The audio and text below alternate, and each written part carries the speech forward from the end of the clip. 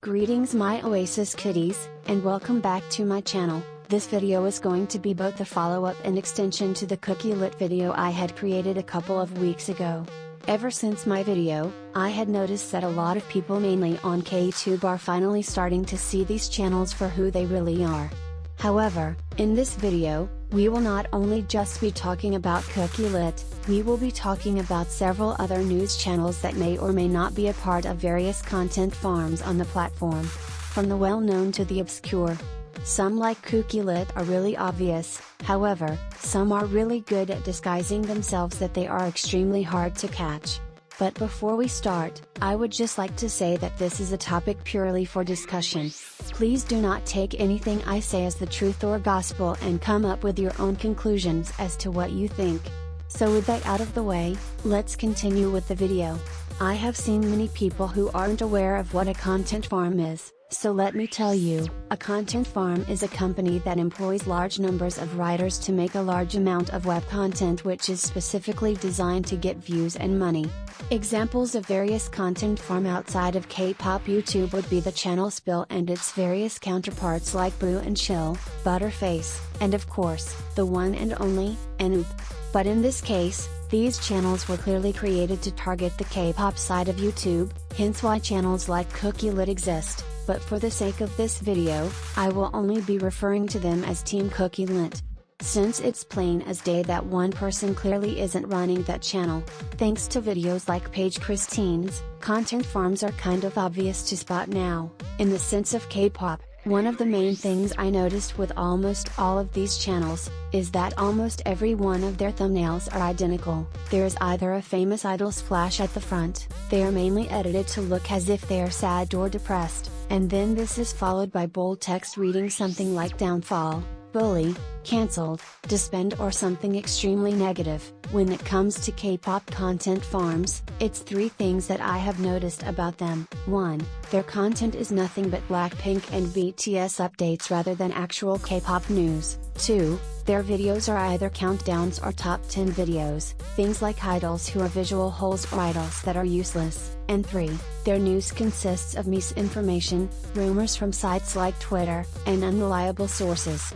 The first person we will be talking about is Team kookielit since they are the most obvious by long-time watchers of their content or just people who have seen their videos on KTube. Many people might not know this, but Team kookielit has had more than one voice actor. This screenshot taken from late 2021, says that their friend will be helping out on their channel. However, we never saw that original voice actor again and we are now left with the kookielit voice we hear today.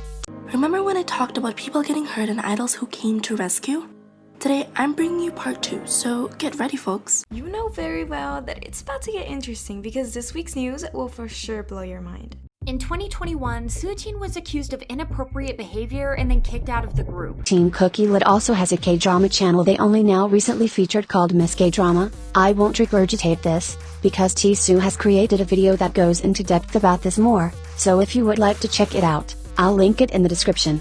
Moving on, we have bebosstv. I was rather hesitant to add them onto the list of suspected content farms on K-pop YouTube, but after doing some research for myself, I can safely say that I have enough reason to believe that this channel is ran by a team of people. Besides their content, this channel has a total of 4 channels, one of which is not featured. They have 2 K-drama channels much like kookielit called Bali Drama and Bali Recap. They have a third news channel called K-Biz Hub, which is essentially a K-pop news update channel, and then we have K-pop Zone, their 4th channel. The reason why I know that this is the same channel as the ones I have just mentioned, is because this is the exact same voice actor from the bebosstv channel. Looking at this photo, I bet you'd think that Hwasa is older than Nayeon, but actually they're the same age. Number 1. Aespa's Karina over winter.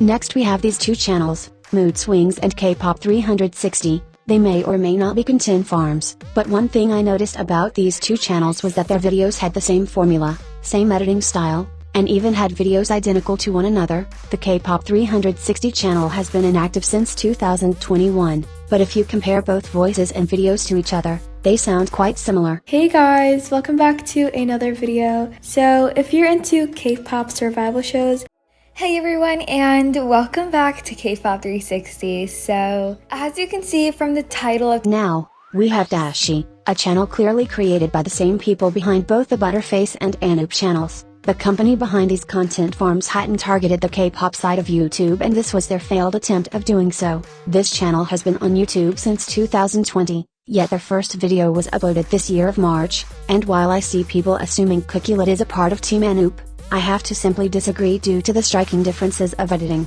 voice acting and thumbnails. Dashi is clearly an attempt to weasel their way onto KTube. I found this channel last night, and wouldn't you know it, they have almost all of the Anoop channels in their featured channels. Didn't hear nothing? That's suspicious. That's weird.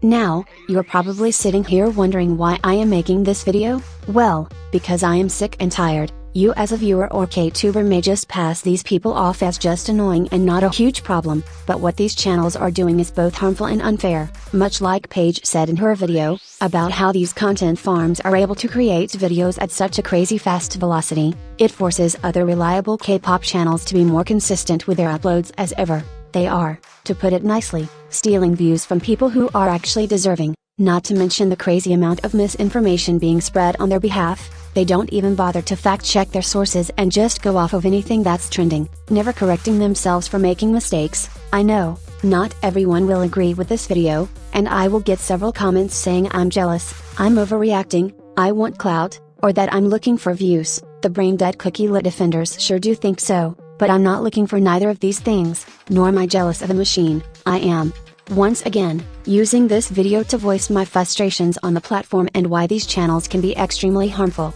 Well, I'm done. I do hope you enjoyed this sort of long video. Once again, I can't stress this enough, please do not use this video as gospel or the facts. This is just a discussion video. We good? Good. But anyway, tell me your thoughts below. I love you all so much, and until next time, bye.